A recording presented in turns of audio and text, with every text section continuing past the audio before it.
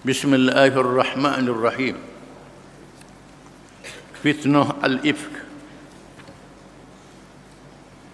Di dalam peristiwa Bani Mustaliq juga berlaku satu peristiwa yang pahit kepada umat Islam yang menyentuh rumah tangga Rasulullah sallallahu alaihi wasallam mengenai Ummul Mukminin Aisyah radhiyallahu anha, di mana dia mendapat undian untuk mengiringi Rasulullah sallallahu alaihi wasallam dalam peperangan Bani Mustaliq, kerana menjadi adat kepada Rasulullah sallallahu alaihi wasallam apabila ia membawa isterinya musafir, dilakukan pengundian di kalangan mereka, di mana dalam perang Bani Mustaliq ini Nabi membawa isterinya Ummul Mukminin Aisyah radhiyallahu anha, di mana isteri Nabi ini kita mesti faham disebut Ummul Mukminin. Quran mengatakan wa azwajuhu ummahatuhum, isteri-isteri Nabi adalah ibu kepada mereka, ibu kepada orang-orang yang beriman. Diharamkan orang-orang yang beriman berkahwin dengan isteri Rasulullah, macam diharamkan berkahwin dengan ibu mereka. Ini Quran menyebutkan begitu. Tapi Allah Ta'ala menguji mereka yang beriman dalam peristiwa Bani Mustaliq. Dalam perjalanan pulang berlaku perkara yang menjadi sebab kepada berlakunya fitnah yang disebarkan di kalangan orang-orang munafik. Orang-orang munafik mengambil peluang untuk menyebarkan fitnah dengan berlakunya peristiwa ini. Apabila Rasulullah SAW berhenti di suatu tempat dan Ummul Mukminin terus turun dari sukduk unta bagi qada hajar, kerana nak buang air dia tinggal kurungan unta, kurungan yang dibawa oleh unta ditunggang oleh orang perempuan, dia tinggal kerana pergi buang air. Nabi berhenti. Tiba-tiba kalungnya yang dipinjam daripada saudara perempuannya tercicir, kalung rata dia hilang. Dia pun kembali semula ke tempat qada hajat bagi mencarinya. Kebetulan pada masa itu bala tentera Islam telah bersiap sedia untuk berangkat. Mereka yang mengangkat sukduk ke atas unta tidak menyedari bahawa Ummul Mukminin tidak ada di dalamnya. Lalu bala tentera Islam berangkat dengan meninggalkan Ummul Mukminin radhiyallahu anha di padang pasir yang luas. Diangkat kurungan itu saja, orangnya tak ada dalam. Kalau tempat kita ni kereta tinggal, kan ingatkan orang ada dalam. Apabila dia kembali ke tempat untanya, didapati orang ramai sudah tiada lagi. Orang ramai tak ada. Di balik tu orang dah tak ada dah. Maka tiada jalan baginya pada waktu malam, malaikat menunggu di tempat itu. Mudah-mudahan ada orang yang datang sehingga dia tertidur. Tunggu, takut orang pusing balik semula. Cari dia, duduk tempat yang sama, tertidur. Tiba-tiba salah seorang anggota tentera Islam, iaitu Safwan bin Mu'attal radhiyallahu anhu, yang tabiatnya suka tidur sehingga dia ditinggalkan oleh orang lain. Ada seorang sahabat yang tertidur tertinggal. Boleh dia bangun dan bersedia untuk bertolak. Dia bangun bersedia untuk bertolak, nak tinggal. Tiba-tiba terlihat seorang perempuan. Kenapa ada seorang perempuan? Alangkah terkejutnya apabila mengetahui perempuan itu adalah Ummul Mukminin Aisyah radhiyallahu anha, sehingga dia berkata, inna lillahi wa inna ilaihi raji'un. Isteri Rasulullah sallallahu alaihi wasallam dia terus menurunkan untanya supaya ditunggangi oleh Ummul Mukminin radhiyallahu anha dan mengheret unta itu pulang ke Madinah. Berlakunya.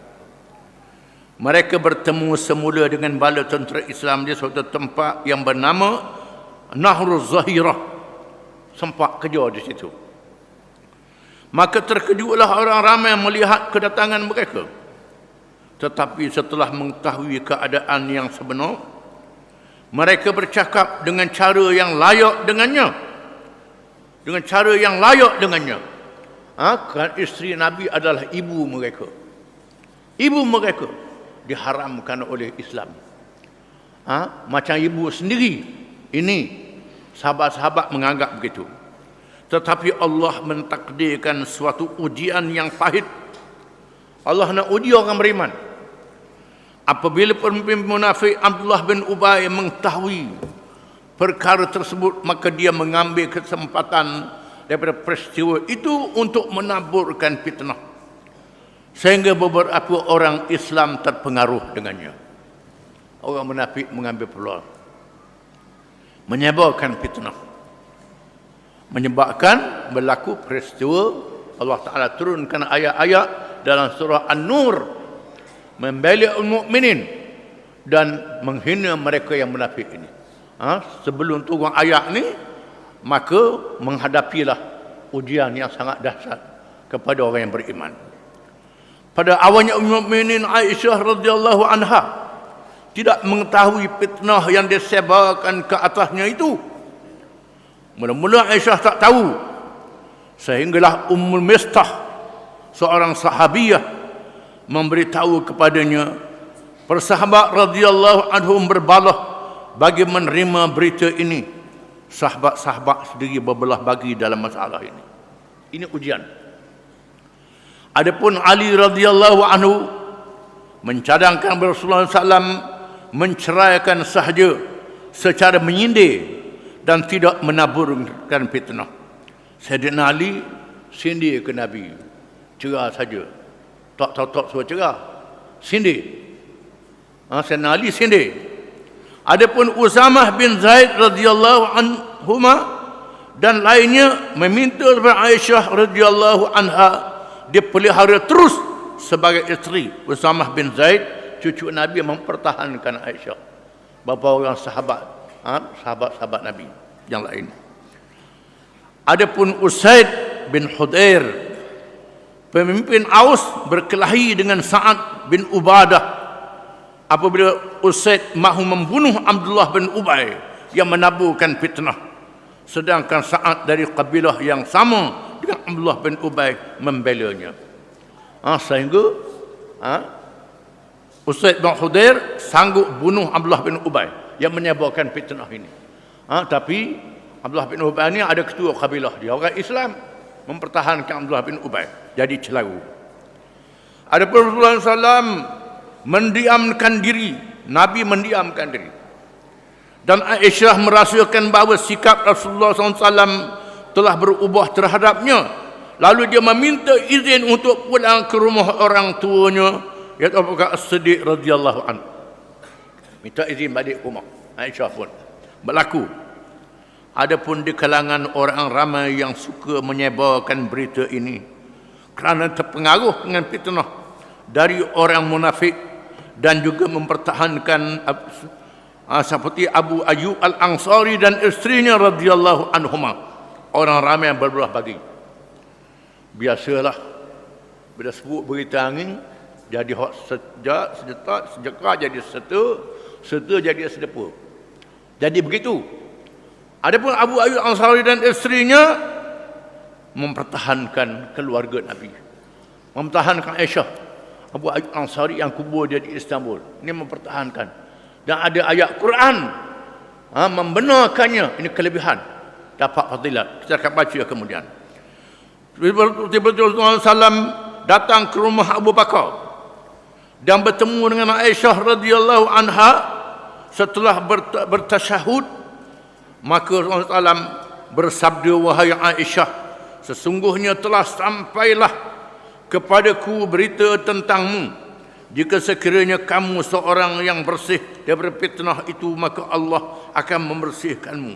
Jika sekiranya kamu mengerjakan dosa, maka beristighfarlah dan bertaubatlah kepada Allah, kerana seseorang hamba ini apabila mengaku dosanya kemudian dia bertaubat kepada Allah, nescaya Allah menerima taubatnya. Nabi kata begitu. Aisyah terus menangis sehingga kedua orang tuanya memaksanya supaya menjawab. Lalu dia menjawab, demi Allah, aku telah pun mendengar berita itu dan kamu juga mendengarnya supaya puas hati kamu. Maka aku suka menegaskan bahawa sesungguhnya aku masih bersih daripada fitnah ini dan Allah Maha mengetahui bahawa aku bersih.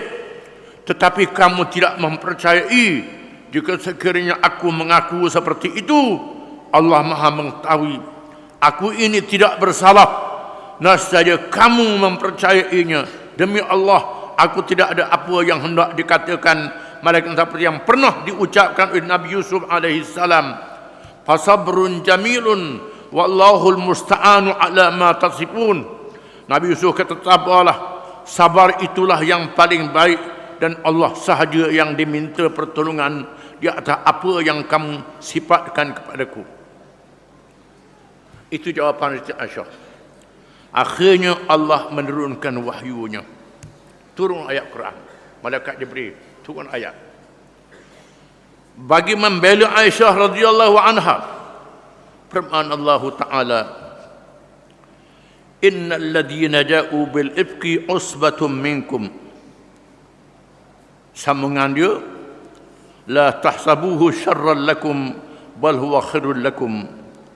Likulli imri'in minkum maktasab minal ithmi walladzina tawalla kibrahu minhum lahu adabun azim.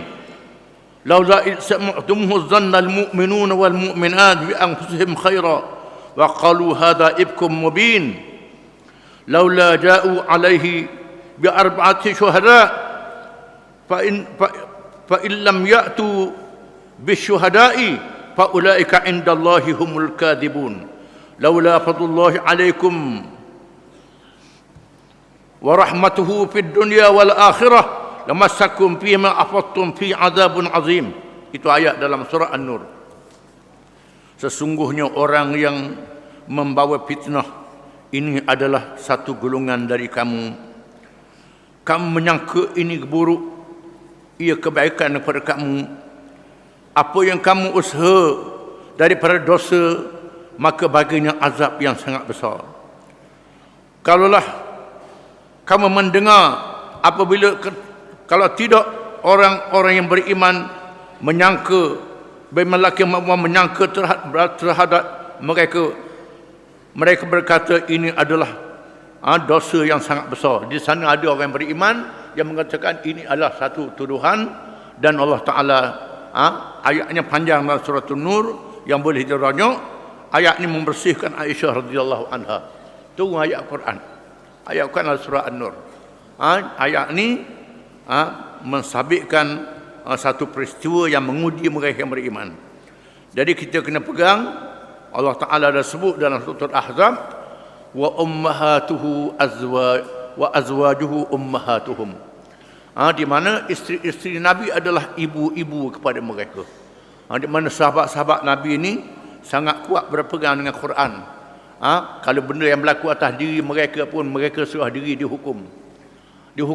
Walaupun Allah Ta'ala izinkan mereka beristighfar, mereka serah diri dihukum. Siapa begitu sekali, tak kalah mereka nak buat benda yang buruk pada keluarga Nabi SAW.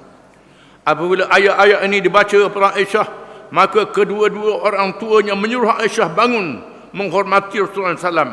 Tetapi Aisyah menjawab, demi Allah, aku tidak bangun kepadanya dan aku tidak mahu memuji malaikat Allah sahaja, kata Aisyah. Tegas. Aku tak puji Nabi, aku puji Allah. Allah Ta'ala yang membela aku. Bersempena dengan fitnah ini, maka dijatuhkan hukuman sebat sebanyak 80 kali kepada beberapa orang yang menyebarkan fitnah di kalangan lelaki dan perempuan. Orang Islam yang menyebabkan fitnah dihukumkan sebat sebanyak 80 kali sebatan. Ini hukum Islam disebut hukum qazaf. Qazaf ialah menuduh orang berzina dengan tidak ada 4 orang saksi. Hukumannya ialah 80 sebatan. Sebatan ni sebatan untuk mendidik dan mengajar, bukan untuk mencederakan. Ini kena faham. Bunyinya 80. 80 itu untuk mendidik dan mengajar, untuk memalukan mereka yang membuat dosa itu. Tetapi Abdullah bin Ubay dibiarkan kerana cukup kepadanya janji daripada Allah untuk menyaksanya di hari akhirat, dan kerana ingin mengelakkan fitnah yang lebih besar. Orang munafik Nabi tak hukum. Nabi hukum orang Islam je. Ini kita rasa pelik. Lepas tu orang munafik ni pacung lah. Pacung leher. Dok, Nabi biarkan. Biarkan dia. Supaya orang tengok. Kerana Nabi yakin dia akan masuk neraka pada hari kiamat. Nabi yakin. Masuk neraka pada hari kiamat. Biar Tuhan hukum. Biar dia terima hukum akhirat. Biar dia sedap di atas dunia ni.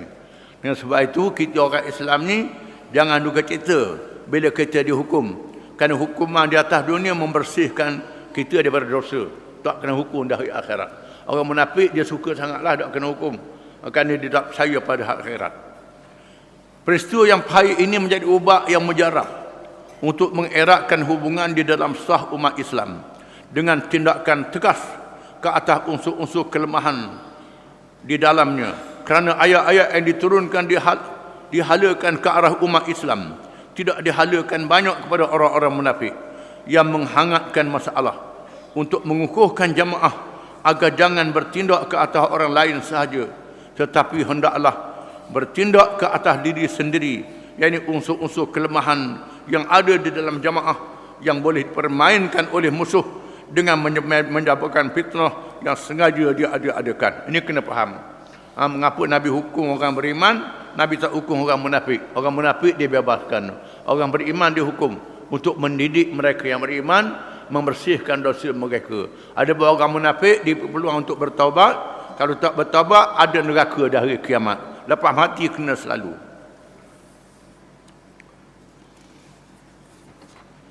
Sesungguhnya Rasulullah sallallahu alaihi wasallam tidak gopoh dalam bertindak, kerana berhemat dan teliti itu daripada Allah dan gopoh itu daripada syaitan.